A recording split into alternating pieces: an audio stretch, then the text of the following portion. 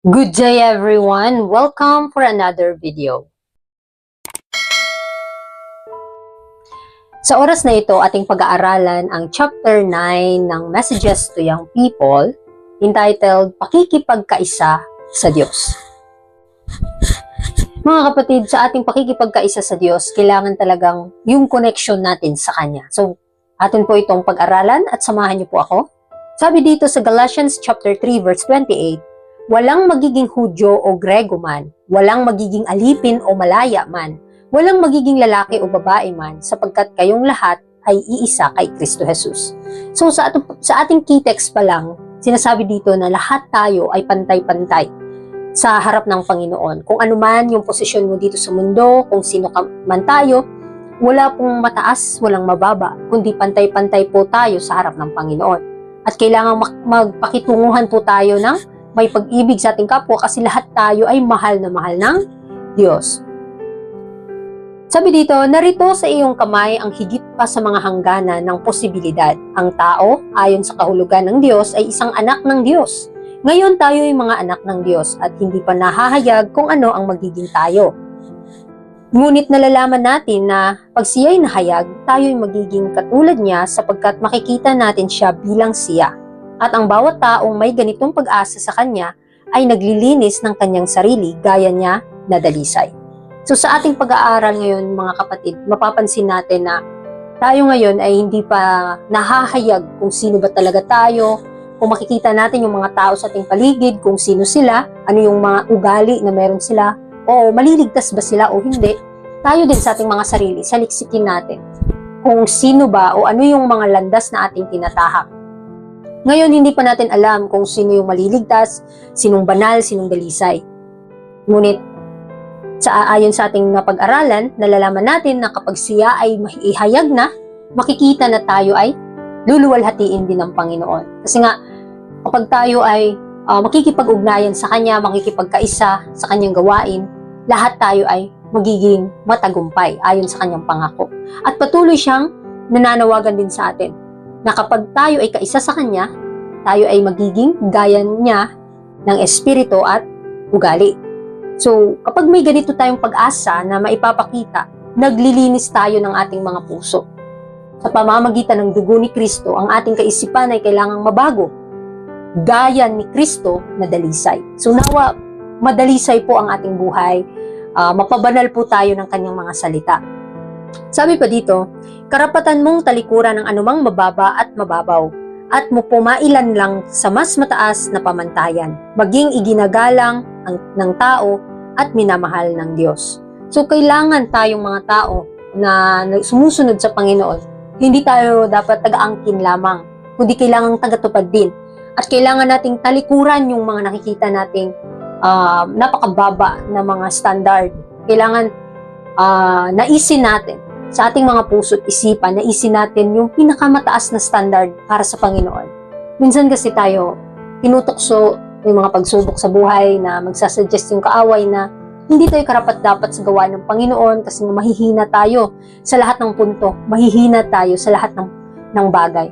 Ngunit, ninanais ng Panginoon kapag tayo ay nakipag-ugnayan sa Kanya, papabanalin niya tayo at gagawin niya tayong karapat-dapat sa Kanyang gawain. Sabi sa 1 Corinthians chapter 3 verse 9, sapagkat tayo ay mga kamanggagawa ng Diyos, kayo ang bukid ng Diyos, ang gusali ng Diyos. So tayo pala mga kapatid ay mga kamanggagawa ng Panginoon at kailangan kapag tayo gagawa anuman yung mga negosyo natin, anuman yung mga ginagawa natin sa buhay, ay kailangan konektado ito sa gawain ng Panginoon at kinakailangan ng ating isipan ay nakaugnay sa Kanyang kalooban upang kung ano yung ating iniisip, yun din yung nasa ating mga puso at ito yung ipinapakita sa ating mga gawa. Nawa, lahat tayo ay magsikap na maging gaya ni Kristo sa espiritu at totohanan. Sabi dito, ang gawaing panrelihiyon na ibinibigay ng Panginoon sa mga kabataan at maging sa mga tao sa lahat ng edad ay nagpapakita ng Kanyang paggalang sa kanila bilang Kanyang mga anak. Ibinibigay niya sa kanila ang gawain ng pagsupil sa sarili. Tinatawag niya sila upang maging kabahagi niya sa dakilang gawain ng pagtubos at pagpapataas ng moralidad. Kung paanong isinasama ng isang ama ang kanyang anak sa kanyang negosyo, gayon din isinama ng Panginoon ang kanyang mga anak sa pakikipagkaisa sa Kanya. So ninanais talaga ng Panginoon na tayo ay magkaisa sa gawain, anuman yung talento natin, iba-iba man yung standard natin, iba-iba man yung ating pag-iisip at kaunawaan, ngunit kapag tayo nagkakaisa sa gawain ng Panginoon, mas lalago po ang ating karunungan, mas lalago din tayo sa biyaya. At alam natin na lahat tayo ay may kahinaan, ngunit hindi po yan ang rason para huminto tayo sa gawain. Because gusto ng Panginoon na ma-develop po ang ating pag-iisip at maparangalan po natin yan sa lahat ng panahon, sa lahat ng pagkakataon, at anuman yung mga pagsubok at tukso na ating pinagdadaanan ay patuloy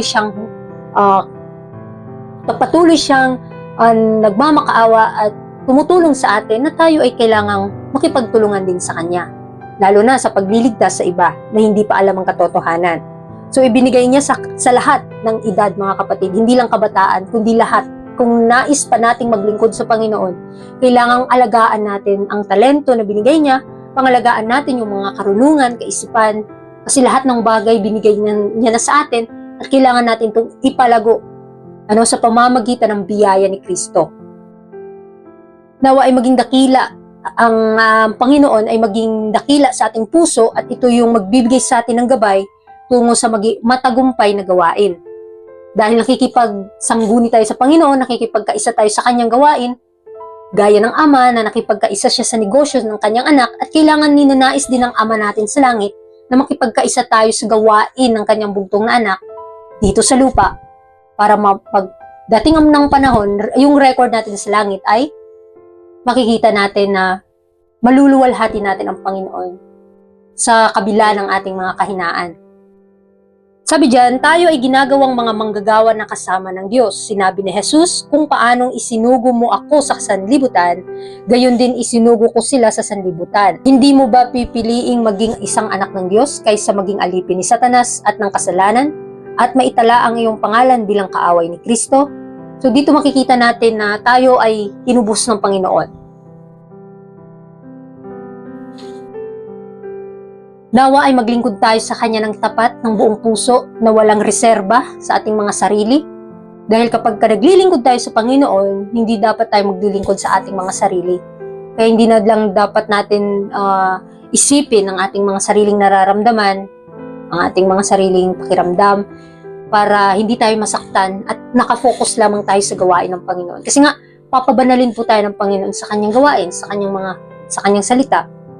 Kasi, kung paano na isinugo ng ating Ama sa langit si Kristo para iligtas ang tao, tayong nakatanggap ng kaligtasan, hindi lang naman tayo yung iniligtas, kundi ang lahat ng tao sa mundong ito. Kailangan nating maibahagi sa kanila ang kaligtasan na inialok sa bawat isa sa atin. Kaya tayo ay ginagawang manggagawa na kasama ang Diyos, na ang Panginoon ang nagtakda, nagbigay ng dakilang halimbawa sa atin para tayo ay makapanagumpay. Ang mga kabataang lalaki at babae ay nangangailangan ng higit pang biyaya ni Kristo upang maipamuhay nila ang mga prinsipyo ng Kristyanismo sa kanilang pang-araw-araw na buhay. Ang paghahanda para sa pagdating ni Kristo ay isang paghahandang ginagawa sa pamamagitan niya para sa pagsasagawa ng ating pinakamataas na katangian. Pribilehiyo ng bawat kabataan na gawing isang maganda at matibay na instruktura ang kanilang pagkatao. So nawa ito po yung ating maghari sa ating puso. Na ano yung binibuild nating karakter dito sa mundong ito?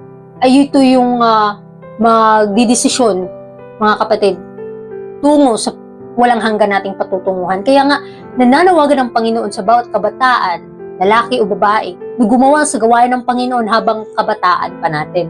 Habang maaga pa tayong naglilingkod sa Kanya, habang meron pang panahon, pagkakataon, oras, na hindi ito masasayang, mga kapatid.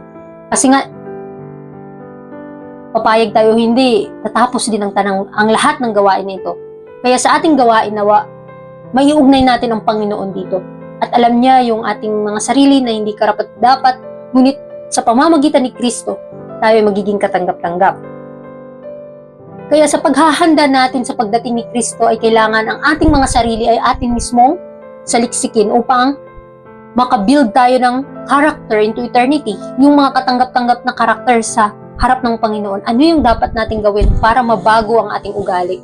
Kasi nga, kapag nasanay na yung tao sa ating ugali at hinihingi natin sa Panginoon yung pagbabago, Minsan, nagde-decide na tayong magbago pero nasa isip pa rin ng iba ay ganito, ganyan na talaga tayo. Ipanalangin natin sa Panginoon na mabago tayo. Kalakip din ng kanilang pag-iisip na mababago tayo. Na kahit na yung pag-iisip nila ay hindi na tayo mababago dahil paulit-ulit na mga kahinaan natin na ipapakita. Mga kapatid, tandaan natin, ang Panginoon ang nakakaalam. Nawa, tulungan natin ang ating mga sarili na magbago tayo. Kahit na alam natin yung katotohanan, kailangan malaman pa rin natin kung ano pa yung dapat nating baguhin. Ngunit may malinaw na pangangailangan manatiling malapit kay Jesus, siya ang ating lakas, kakayahan at kapangyarihan. Hindi natin maaaring sandigan ang ating sarili kahit isang saglit lamang. Ito po yung napakaganda mga kapatid, dahil meron tayong personal na tagapagligtas na si Kristo, na binigay niya ang kanyang buhay para sa atin. Kaya huwag nating sasayangin yung biyaya, mga kapatid, na pinagkaloob sa atin. Anuman yung posisyon natin, anuman yung kahinaan natin, nandyan siya, na handa niya tayong tulungan. Kaya kailangan, huwag tayong magtiwala sa ating mga sarili, huwag tayong makipagrason kung tayo ay talagang talo na sa pakikipaglaban, ng mabuting pakikipaglaban ng pananampalataya. Huwag nating pilitin na makikipagrason sa ating mga sariling mga paraan. Pagkus ang Panginoon ang nandyan, siya yung ating abogado, siya yung nakikipaglaban para sa atin, para tayo makawagi sa pagsubok. Kaya siya yung ating lakas, ang ating kakayahan at kapangyarihan. Nawa ang ating isipan ay nakatuon lamang sa kanyang kaluwalhatian upang ang ating buhay ay mahisentro lang din sa kanyang kalooban. Sabi sa John 15 verse 5, "Ako ang puno ng ubas, kayo ang mga sanga. Ang nananatili sa akin at ako'y sa kanya ay siyang nagbubunga ng marami. Sapagkat kung kayo'y hiwalay sa akin, ay wala kayong magagawa." Very clear po mga kapatid. Kaya anuman yung meron sa atin, ito po ay sa Panginoon. Kaya hindi dapat nating luwalhatiin ang ating mga sarili. May mga times na sa akin personally, mga kapatid, church to experience din, na kapag gumagawa ka sa isang bagay at gusto mong parangalan ang iyong sarili, mas lalo ka palang nasasaktan. Dahil kahit kailan, wala ka tayong magagawa, mga kapatid, sa ating mga sarili. Kasi nga, experience ko to, na kapag gusto kong luwalhatiin ang aking sarili, mas lalo akong nasasaktan, mas lalo akong nabibigo. Ngunit kapag ninanais kong luwalhatiin ng Diyos, sa lahat kong ginagawa, nagiging successful po ang gawain. Kaya nawa, magbigay po ito ng aral sa atin, na anuman yung ating mga gagawin, tayo po ay magiging tapat sa harapan ng Panginoon.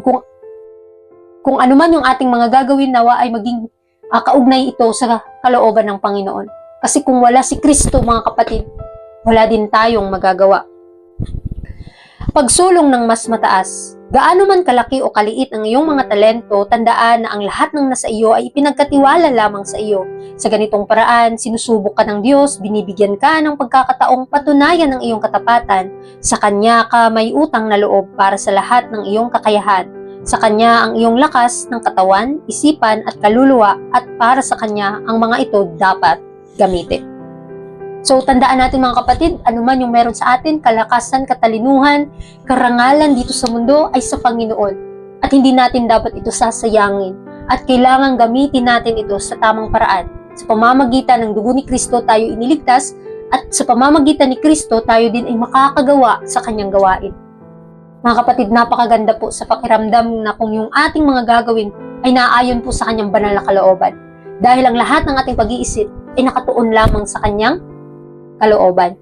Kaya nawa, anuman yung talento na ipinapakita natin, ang ating katapatan, ang ating mga karakter na ipinapakita, nawa, ito yung magbibigay ng kaluwalhatian sa ating Diyos. Na magbibigay ng dakilang halimbawa din sa mga taong nakakakita sa atin. Ang iyong oras, impluwensya, kakayahan at kasanayan, lahat ng ito ay kailangang maipahayag sa harap niya na nagbibigay ng lahat. Pinakamainam na gamitin ang mga kaloob na ito ng Diyos sa pamamagitan ng pasigasig na pagsisikap upang maisakatuparan ang dakilang plano ng Panginoon para sa pagpapataas ng sangkatauhan. So ninanais ng Panginoon na tayong mga manggagawa niya ay maghangad ng pinakamataas na standard to Christ-like, mga kapatid. Lahat ng gawain ng Panginoon, nagbigay siya ng halimbawa sa atin na para natin susundin. Para masunod natin siya, mga kapatid. At ang ating oras, ang ating impluensya, ang ating mga pagkakataon o kakayahan, kasanayan o anumang meron tayo, ay magbibigay tayo ng husay sa Panginoon paano natin ginagamit ang panahon at paano natin ipinapaunlad ang biyaya na nasa atin ngayon. Kamusta na tayo mga kapatid? Ano na ang meron sa atin ngayon? Sino ang naluluwalhati sa lahat ng ating mga ginagawa? Every time na may kahinaan ako, may kahinaan si kapatid, sino ang ating sinusumbungan? Sino ang ating pinagkakatiwalaan? Mga kapatid, wala na po tayong ibang dapat pagkatiwalaan. Lalo na sa punong-puno tayo ng kahinaan sa ating buhay, kailangan ang Panginoon lang ang ating sandigan. Siya ang ating kalakasan at makakapanagumpay tayo gaya ng kanyang napanagumpayan. Kaya sabi sa 2 Corinthians chapter 6 verse 1, at yamang kalakip niyang gumagawa ay ipinamamanhik din namin sa inyo na huwag ninyong tanggapin ang biyaya ng Diyos na walang kabuluhan. So tandaan natin, huwag nating sasayangin ang biyaya ng Diyos. Huwag nating tanggapin yung biyaya kung gagamitin lang din naman natin sa walang kabuluhan. Kaya nga nais ng Panginoon na palaguin tayo sa biyaya, na mapabanal tayo nito, at mapaunlad tayo at malakaran natin ang katotohanan. Ano man ang ating posisyon o saan man tayo dadalhin ng panahon. Nandiyan ang Panginoon na handa niya tayong tulungan. Nawa ang ating isipan ay mapabanal, ang ating karakter ay mabago, ang ating mga masasamang ugali na nakasanayan nating ginagawa ay mawala at mapalitan ito ng karakter ni Kristo. Kasi walang makakapasok sa langit mga kapatid kung ang ating karakter ay hindi natin pinagsisikapan na mabago. Kung hindi ito magiging gaya ni Kristo sa ugali, sa espiritu at katotohanan. Nawa ipanalangin natin ng bawat isa na nagsusumikap ay makapanagumpay gaya ni Kristo na nakapanagumpay siya, mga kapatid. Sa pagpapatuloy, sabi dito, magpatuloy ka sa gawaing iyong nasimulan hanggang sa makamtan mo ang tagumpay. Pagkatapos ng bawat tagumpay, mag-aral at magsanay ng may layunin. Lagi mong itanim sa isip ang pinakamataas na pamantayan upang magawa mo ang higit at mas dakilang kabutihan at sa gayon ay maipakita ang kaluwalhatian ng Diyos. So, ito yung nais ng Diyos sa atin na mapaunlad sa ating buhay. Nanawa ang ating isipin kung papaano mapaunlad ang karakter ni Kristo sa buhay natin. Paano natin mapaglingkuran ang ating Panginoon sa lahat ng panahon. Nawa, ang ating mga sarili ay ating saliksikin. Ang ating mga iniisip ay nawa mabago.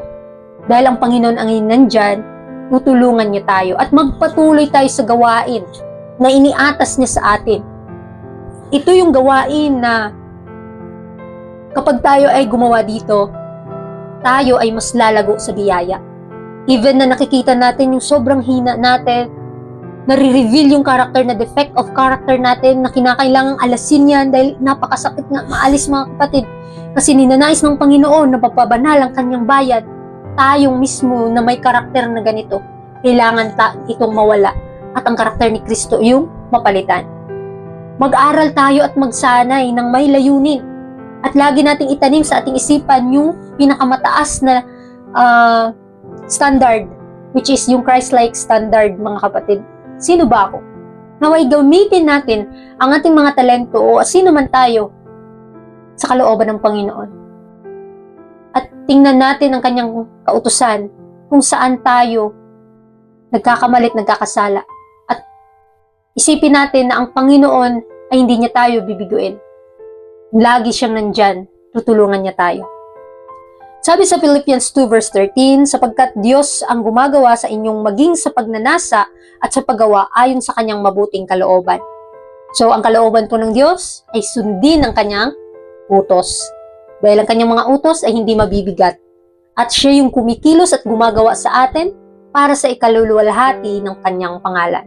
Sabi sa section 2, ang pakikibaka laban sa kasalanan, ipinapakita sa atin ng halimbawa ni Kristo na ang tanging pag-asa natin sa tagumpay ay nasa patuloy na paglaban sa mga pagsalakay ni Satanas. Siya na nagtagumpay laban sa kaaway ng mga kaluluwa sa harap ng mga tukso ay lubos na nakauunawa sa kapangyarihan ni Satanas sa sangkatauhan at tinalo niya ito alang-alang sa atin. So nagbigay na si Kristo ng dakilang halimbawa na kailangan nating susundin ang kanyang kalooban. So, papaano natin haharapin yung mga pagsubok at mga tukso ng kaaway? Sa pamamagitan ng pakikipag-ugnayan natin sa Diyos. Kaya nalalaman natin na alam na ng Panginoon paano niya tayo matutulungan kasi nga nasubukan niya ito. Naranasan niya ang ating mga kabiguan, ang ating mga karanasan, nalampasan niya ang ating mga pagsubok. At siya lamang ang ating tanging pag-asa para makapanagumpay din tayo sa ating pakikipaglaban. Ayon sa unang Timoteo 6 verse 12, makipagbaka ka ng mabuting pakikipagbaka ng pananampalataya. Manangan ka sa buhay na walang hanggan, na dito'y tinawag ka at ipinahayag mo ang mabuting pagpapahayag sa harapan ng maraming mga saksi. So tayo mga kapatid, habang pala ay nakikipaglaban para sa kabutihan, para sa kaluwalhatian ng Panginoon, nakikita tayo ng mga tao at ng mga anghel na kailangan nating malampasan ang mga pagsubok, ang ating mga kahinaan, ay dapat nating makita na tayo ay mahihina at si Kristo ang ating tanging pag-asa para tayo lumakas. At kapag tayo nakikipagbaka, mabuting pakikipagbaka ng pananampalataya, kailangan nating itaas ang prinsipyo ng katotohanan. Kailangan nating nawa ay magwagi ang kalooban ng Diyos sa ating buhay. At isipin natin na tayo ay mga manggagawa ng Panginoon, na tayo'y lumalaban at dumadaan lang dito sa mundo na mayroon tayong mga kapahamakan na dapat nating malampasan. Meron tayong mga pagsubok na dapat nating mapanagumpayan. Sinasabi pa dito,